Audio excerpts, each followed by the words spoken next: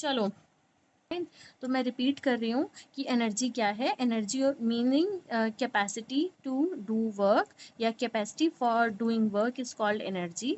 और energy measured by the total amount of work that a body can do. Means work की जो measurement है वो energy के टर्म में होती है। तो इसलिए वर्क और एनर्जी के डायमेंशन फार्मूला सेम है। जो यूनिट वर्क का है वही सेम यूनिट एनर्जी का है। एनर्जी की फॉर्म्स अलग अलग हो सकती हैं, जैसे एनर्जी मैकेनिकल एनर्जी है, sound, pressure, magnetic, nuclear energy, sound energy, heat energy. तो हमने काइनेटिक एनर्जी और पोटेंशियल एनर्जी इस चैप्टर में पढ़नी है। तो मैकेनिकल एनर्जी जो है, जो मोशन से डील करती है, वो इन दोनों का सम है, kinetic energy plus potential energy. तो इस चैप्टर में हमने ये पढ़नी है, ठीक है। तो अब मैं मेन आपको स्टार्ट करवा रही हूँ काइनेटिक एनर्जी से। काइनेटिक एनर्जी, काइनेटिक वर्ड का मीनिंग इटसेल्फ ही होता है मोशन। तो काइनेटिक एनर्जी वो एनर्जी है जो किसी बॉडी के मोशन में आने की वजह से आती है। जैसे पानी फ्लो कर रहा है तो फ्लोइंग वाटर में काइनेटिक एनर्जी होती है, ठीक है। जैसे किसी नेल को हम हैमर मार रहे हैं और नेल अंदर जा रही है, वॉल के अंदर जा रही है, तो जब हमने हैमर मारी नेल के ऊपर, नेल में जो एनर्जी सेटअप हो गई वो भी काइनेटिक होगी। मीन्स कोई भी मोशन वाली चीज़ में जो एनर्जी होती है उसे काइनेटिक एनर्जी बोलते हैं। तो एनर्जी कहाँ से आ रही है? Energy by virtue of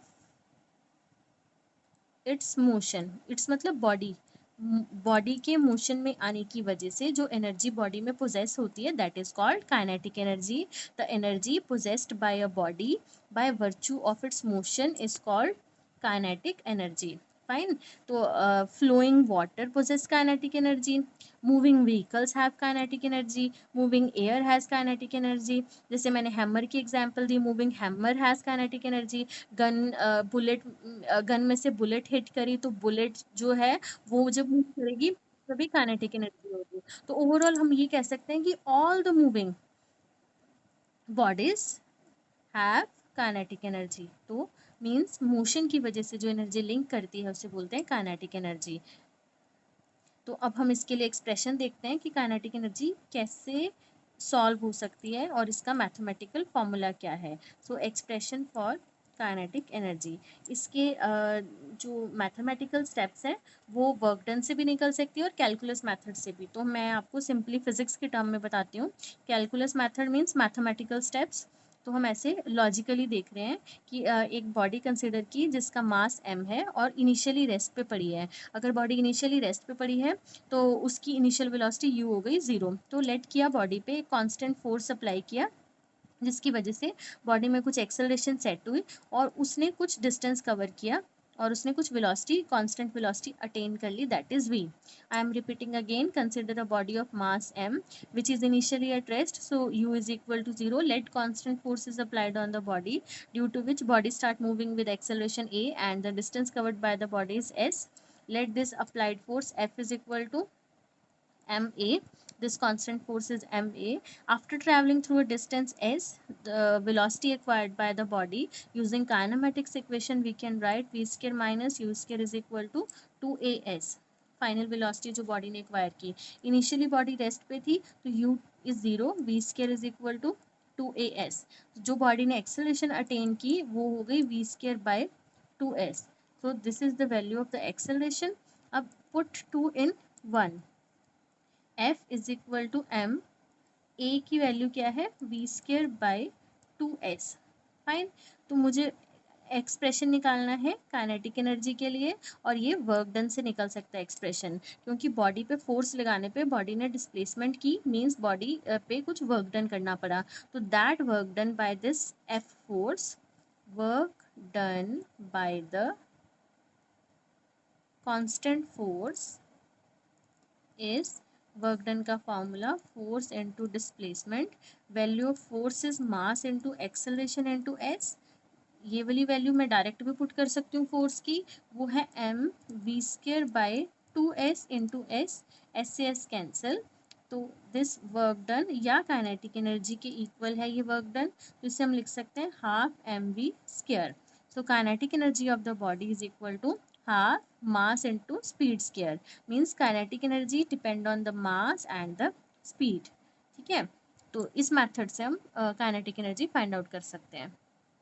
okay मैंने अभी आपको बताया कि जो काइनेटिक एनर्जी का यूनिट है वो जाउल होता है और सीजीएस सिस्टम में इसका यूनिट अर्ग होता है।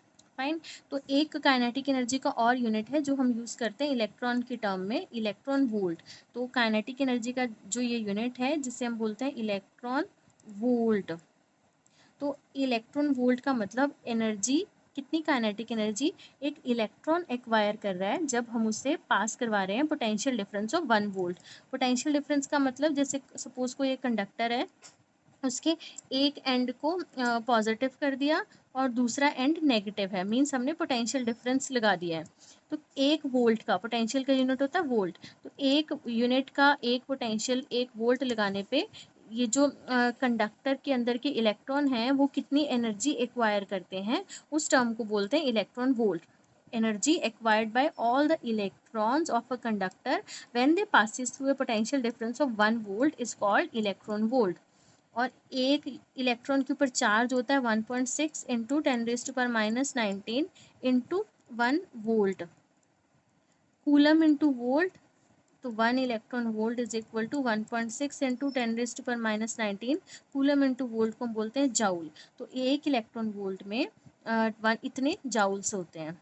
ठीक है, तो ये यूनिट है इलेक्ट्रॉन की एनर्जी को फाइंड आउट करने का। और अगर मेगा इलेक्ट्रॉन वोल्ट लिखना हो तो एक mega electron volt 10⁻6 electron volt के इक्वल होता है। तो 1.6 इंटू 10⁻⁻19 इंटू 10⁻6, तो ये वैल्यू बन गई 1.6 इंटू 19 माइनस। हाँ जी। ओके नेक्स्ट टॉपिक हम पढ़ रहे हैं वर्क एनर्जी थ्योरम। ये जो थ्योरम है ये बेसिकली वर्क और एनर्जी को आपस में लिंक करती है। एक फॉर्मूला है, एक मैथमेटिकल टर्म है जो वर्क और एनर्जी के बीच के रिलेशन को बताती है, उसे बोलते हैं वर्क एनर्जी थ्योरम। तो ये स्टेट करती है, इसकी स्टेटमेंट है work done bye a force is equal to change in kinetic energy. So according to work energy theorem, work done by a force is equal to change in kinetic energy of the body. तो इसे derive करते हैं। Consider किया हमने कि एक body है जो m मास है बॉडी का और वो v वेलोसिटी के साथ मूव कर रही है। उस बॉडी के ऊपर हमने फोर्स लगाई F। ठीक है, तो जो फोर्स है कांस्टेंट फोर्स वो हो गई F is equal to m में। तो जब बॉडी पे हमने फोर्स लगाई, बॉडी s डिस्टेंस से मूव की, जैसे पिछली डायग्राम थी, F फोर्स लगाई, बॉडी ने डिस्टेंस कवर किया s और उसने जो एक्सेलरेशन अटेन की वो थी a और कांस्टेंट वेलोसिटी से वो मूव कर रही है v। तो s बॉडी ने डिस्टेंस कवर किया। तो जो वर्क डन है वो होता है फोर्स इनटू डिस्प्लेसमेंट। फोर्स की वैल्यू m इंटू ए, साथ में डिस्प्लेसमेंट m इंटू ए इंटू डिस्प्लेसमेंट। अब क्या कर रहे हैं, ये जो एक्सेलरेशन है इसकी वैल्यू हम निकाल सकते हैं बाय द काइनेमेटिक्स इक्वेशन। तो काइनेमेटिक्स की equation v square minus U square is equal to 2as, a is equal to v square minus u square by 2s। Put this a in work done, w is equal to m v square minus u square is equal to 2s into s, s से s cancel, so w is equal to m v square by 2 minus m u square by 2। ये है kinetic energy final और ये है kinetic energy initial. Kinetic energy का formula half M we square और ये initial m u square by 2। तो ये हो गई W is equal to final kinetic energy minus kinetic energy initial. तो ये जो काइनेटिक एनर्जी का डिफरेंस है ये वर्क डन के इक्वल है। This is known as work energy theorem, means work is equal to change in kinetic energy, hence work energy theorem is proved। तो work energy theorem का conclusion क्या निकला, work done is equal to final kinetic energy minus initial kinetic energy. ठीक है, अब हम इसके discussion करते हैं। Discussion on work energy theorem. Fine, suppose कीजिए अगर बॉडी की वेलोसिटी में चेंज नहीं आया, if there is no change in the speed of the particle, no change in speed means body अगर पहले भी यू वेलोसिटी से मूव कर रही थी तो उसकी फाइनल वेलोसिटी भी वही है, तो कोई चेंज ना आने पे बॉडी का वर्क डन कितना हो जाएगा, 0। ठीक है, क्योंकि v u is equal to V, then from this equation v और u अगर सेम है तो फैक्टर कैंसिल हो जाएगा, वर्क डन इज 0। इसकी एग्जाम्पल है कि जब एक बॉडी सर्कुलर पाथ में मूव करती है तो उसकी वेलोसिटी सेम रहती है, जिस वेलोसिटी से वो शुरू हुई वो उसी वेलोसिटी से सर्कुलर पाथ में मूव करती है कांस्टेंट वेलोसिटी से, तो उसकी काइनेटिक एनर्जी में कोई चेंज नहीं आता। तो अगर बॉडी की काइनेटिक एनर्जी चेंज नहीं होती तो वर्क डन इज 0। मीन्स जब भी एक पार्टिकल सर्कुलर पाथ में कॉन्स्टेंट स्पीड से मूव करेगा तो उसका वर्क डन 0 हो जाएगा। फाइन। अब सेकंड केस देखिए, वर्क डन नेगेटिव का मतलब क्या है, work done is negative if पहले बॉडी की जो स्पीड थी वो ज़्यादा थी, बाद में वेलोसिटी की स्पीड हो गई कम। सपोज बॉडी पहले फास्ट मूव कर रही थी फिर उसकी स्पीड कम हो गई, जैसे बॉडी को हमने ऊपर फेंका, ऊपर फेंकने पे तो जो ग्रेविटेशनल फोर्स का वर्क डन होता है वो नेगेटिव होता है, क्योंकि पार्टिकल जब ऊपर जाता है तो उसकी स्पीड डिक्रीज हो जाती है, तो काइनेटिक एनर्जी भी डिक्रीज हो जाती है। यू पहले ज़्यादा था, बाद में उसकी वैल्यू कम हो गई। इस इक्वेशन से फिर से चेक कीजिए, तो हाफ ये वाली टर्म बड़ी है, ये टर्म छोटी है, नेगेटिव वाली टर्म बड़ी हो गई तो वर्क डन हो जाएगा नेगेटिव। मैं रिपीट कर रही हूँ, वर्क डन नेगेटिव कब होता है, क्या सिग्निफिकेंस है इस टर्म का, अगर बॉडी पहले ज़्यादा वेलोसिटी से मूव कर रही थी बाद में उसकी वेलोसिटी हो गई कम, तो मीन्स जो u है वो बड़ा है, v छोटा है। u के बड़े होने से इस मैथमेटिकल फॉर्मूला से देखिए नेगेटिव वाली टर्म बड़ी हो जाएगी, तो जब w का आंसर नेगेटिव आ जाएगा, वर्क डन हो गया नेगेटिव। जब हम किसी बॉडी को ऊपर फेंकते हैं जैसे, तो ग्रेविटेशनल फोर्स का जो वर्क डन होता है वो नेगेटिव होता है, क्योंकि as the body moves up उसकी जो स्पीड है वो बाद में डिक्रीज हो जाती है, क्योंकि उसने फिर नीचे आना है, डिक्रीज होने के बाद उसकी काइनेटिक एनर्जी नेगेटिव हो जाती है, मीन्स वर्क डन भी उसका नेगेटिव हो गया। फाइन। थर्ड एग्जाम्पल में हम ये शो करेंगे कि वर्क डन पॉजिटिव है तो उसका मीनिंग क्या है। अगर बॉडी की पहले वेलोसिटी कम थी, इनिशियल वेलोसिटी, बाद में बॉडी ने ज़्यादा वेलोसिटी एक्वायर कर ली है, means there is increase in the velocity of the particle, then work done is positive, क्योंकि half M v square minus half m u square है, तो ये टर्म बड़ी हो गई, means work done is positive. Positive work done का मतलब है जब किसी पार्टिकल को किसी भी हाइट से या टॉप से नीचे फेंक दिया जाए, तब जो ग्रेविटेशनल फोर्सेस का वर्क डन होता है वो पॉजिटिव होता है, क्योंकि जैसे जैसे पार्टिकल नीचे आता है ना, डिसेंड करता है, उसकी स्पीड इंक्रीज हो जाती है, स्पीड इंक्रीज करने से उसकी काइनेटिक एनर्जी भी इंक्रीज कर जाती है, अगर काइनेटिक एनर्जी इंक्रीज करेगी तो उसका वर्क डन पॉजिटिव हो जाता है। फाइन। तो इसमें हमने ये देखा कि वर्क डन 0 क्या सिग्निफाई कर रहा है, नेगेटिव एंड पॉजिटिव क्या सिग्निफाई कर रहे हैं। नेक्स्ट हम पढ़ रहे हैं रिलेशन काइनेटिक एनर्जी और लीनियर मोमेंटम में। काइनेटिक एनर्जी का मतलब मोशन की वजह से जो एनर्जी पोजेस हो रही है, लीनियर मोमेंटम का मीनिंग है बॉडी में मोशन है कितना, उसकी मेजरमेंट बताता है लीनियर मोमेंटम। तो इसका रिलेशन चेक करते हैं। Kinetic energy is equal to half M we square. इस टर्म को, हाफ एम वी स्क्वायर को, मैं m से मल्टीप्लाई भी कर रही हूँ, m से डिवाइड भी। ऐसा क्यों, क्योंकि मुझे लीनियर मोमेंटम के साथ रिलेशन चाहिए। लीनियर मोमेंटम होता है p is equal to M V, तो यहाँ पे m एक है लेकिन वेलोसिटी 2 है, तो m से मल्टीप्लाई करके m भी 2 हो जाएंगे। अगर मल्टीप्लाई किया तो मुझे डिवाइड भी करना पड़ेगा, तभी हम एम वी को इंट्रोड्यूस करवा पाएंगे। So E is equal to half M square V square by M. M square V square को क्या लिख सकते हैं, फ्रॉम दिस P लिख सकते हैं। तो काइनेटिक एनर्जी K, या इसे सिंपली E लिख लें, हाफ, इसे P लिखा, P स्केयर बाय 2m। तो रिलेशन क्या आया, E is equal to P square by 2m। ठीक है, फॉर एग्जाम्पल अगर एक बस और कार का सेम मोमेंटम है, तो बताइए कि कौन सी बॉडी, बस या कार में से कौन सी बॉडी की एनर्जी ज़्यादा होगी। फाइन, दोनों का मोमेंटम सेम है, तो जो एनर्जी है वो किस पे डिपेंड करती है, मास पे।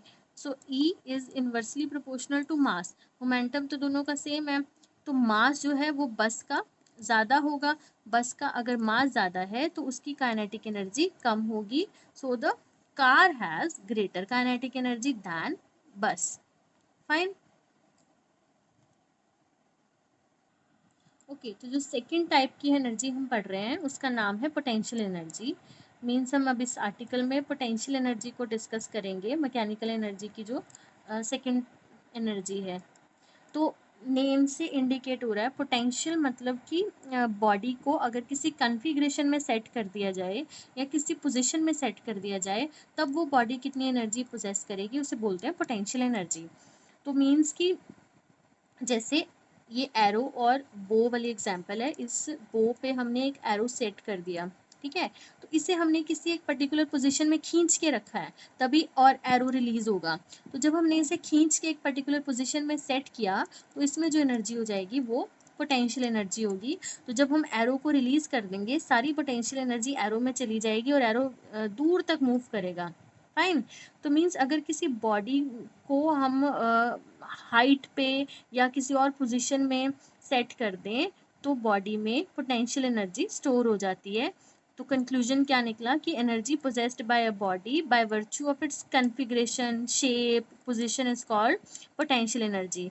जैसे वाटर स्टोर किसी रिजर्वॉयर में, किसी डैम में पानी स्टोर किया हुआ है, तो it has potential energy. Fine. Apple कोई ट्री से ऐसे हैंग हुआ पड़ा है, तो उसकी, क्योंकि वो हैंग हुआ हुआ एक पर्टिकुलर पोजीशन में सेट है, तो वो एप्पल वाली एग्जांपल भी पोटेंशियल एनर्जी की हो गई। और जो स्ट्रेच्ड बो है और एरो वाला ये सिस्टम है, इसमें भी पोटेंशियल एनर्जी सेट होती है। अगर जो हम घड़ी को चाबी देते हैं, पहले होती थी ना, स्प्रिंग होते थे वॉचेस के अंदर, तो जो वाउंड स्प्रिंग होता है वॉच का, उसमें भी पोटेंशियल एनर्जी स्टोर होती है, तो हम उसे बाद में काइनेटिक में भी कन्वर्ट करवा सकते हैं। तो मीन्स कि पोटेंशियल एनर्जी उसी सिस्टम में है, या ऐसे कह सकते हो कि स्टोर्ड एनर्जी है। Means potential energy is stored energy. ये दो तरह की होती है।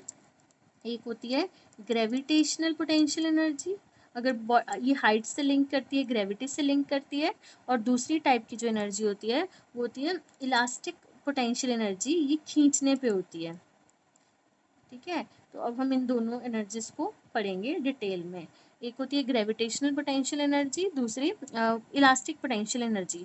तो फर्स्ट जो है, और इसे स्टार्ट करवाने से पहले मैं बता देती हूँ, पोटेंशियल एनर्जी का यूनिट अगेन जाउल ही है, और CGS सिस्टम में इसका यूनिट अर्ग है। इसकी डायमेंशन सेम एनर्जी वाली m1L2T-2।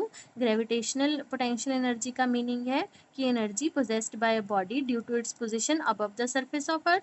And elastic potential energy का मीनिंग है by virtue of its shape, means body को स्ट्रेच किया है या कंप्रेस किया है, उसकी वजह से जो एनर्जी स्टोर हो रही है, जैसे इलास्टिक या स्ट्रेच हो सकता है या कंप्रेस हो सकता है, उसकी तरफ से जो एनर्जी स्टोर हो रही है वो है इलास्टिक पोटेंशियल एनर्जी।